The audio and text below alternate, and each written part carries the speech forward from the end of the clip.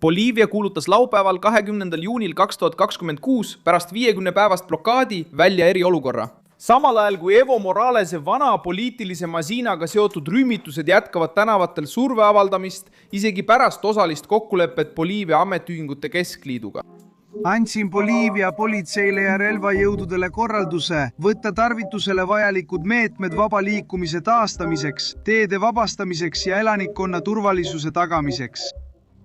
Neile, kes ikka veel blokaadi jätkavad, ütlen täiesti selgelt. Veel on aega vabatahtlikult loobuda. Nüüd on õige hetk.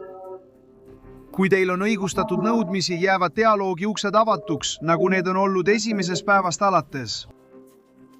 Aga need, kes jätkavad blokeerimist, hävitamist, ründamist, teiste boliivlaste hirmutamist või põhiseadusliku korra trotsimist, peavad oma tegude õiguslikud tagajärjed ise kandma.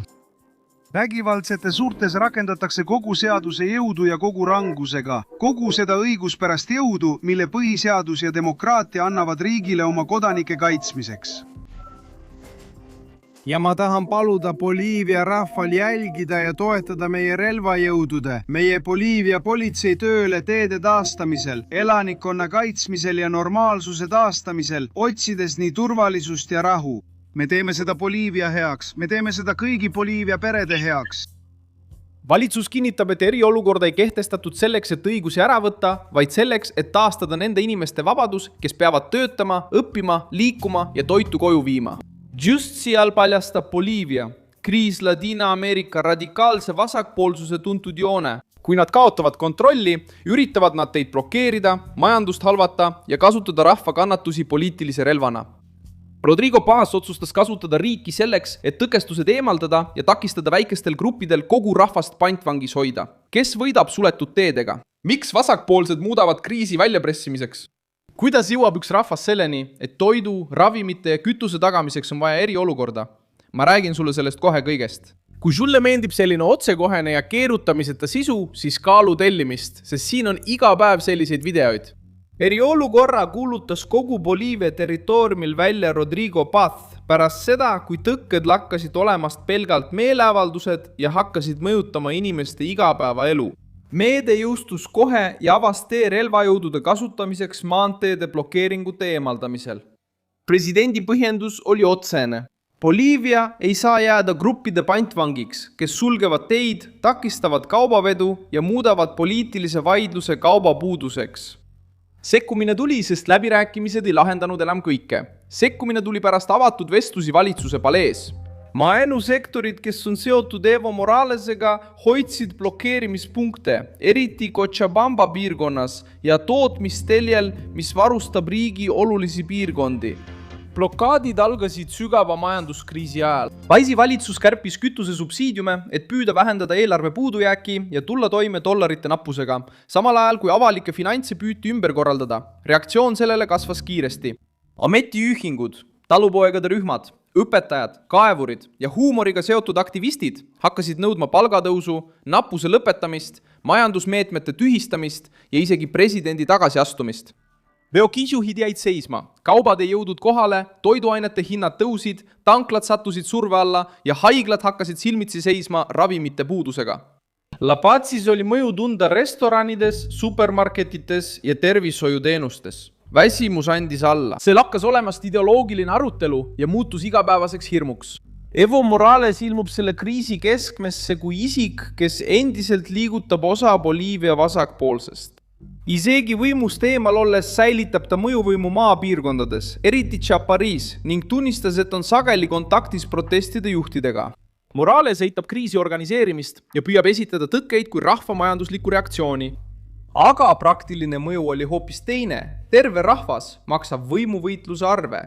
Endine president toetab samuti enne tähtaegseid valimisi ja püüab poliitilisse mängu tagasi tulla, samal ajal kui liitlased avaldavad Rodrigo Pazile jätkuvalt survet.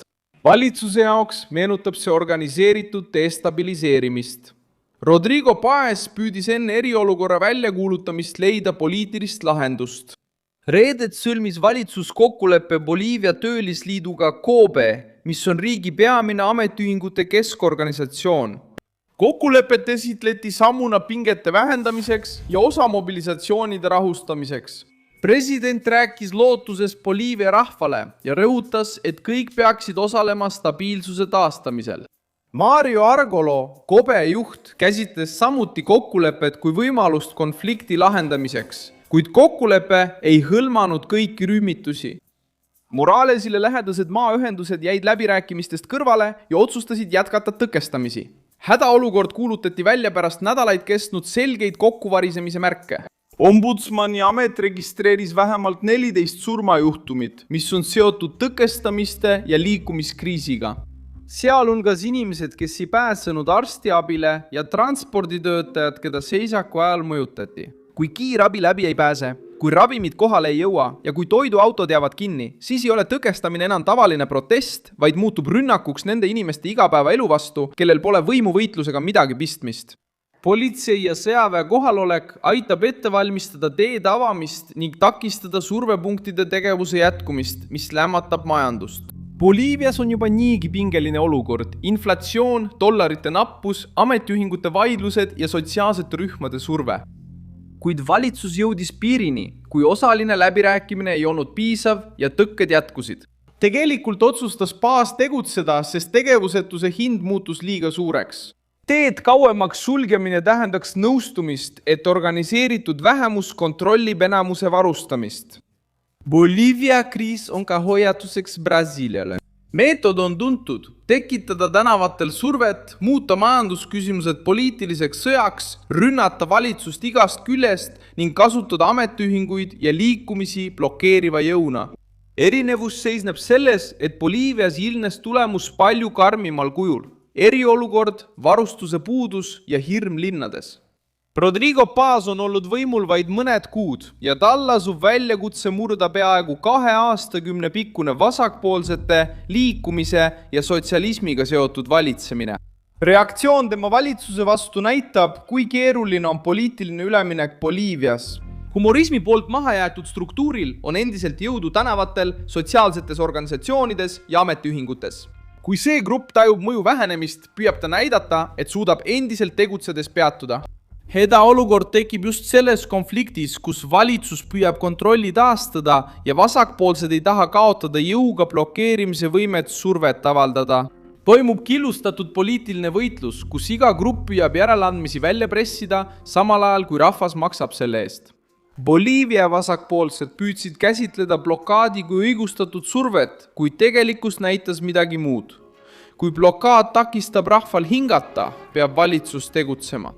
Ja just seda Rodrigo Paz tegigi, kuulutades pärast 50 päeva kurnatust, järjekordi ja hirmu välja eriolukorra.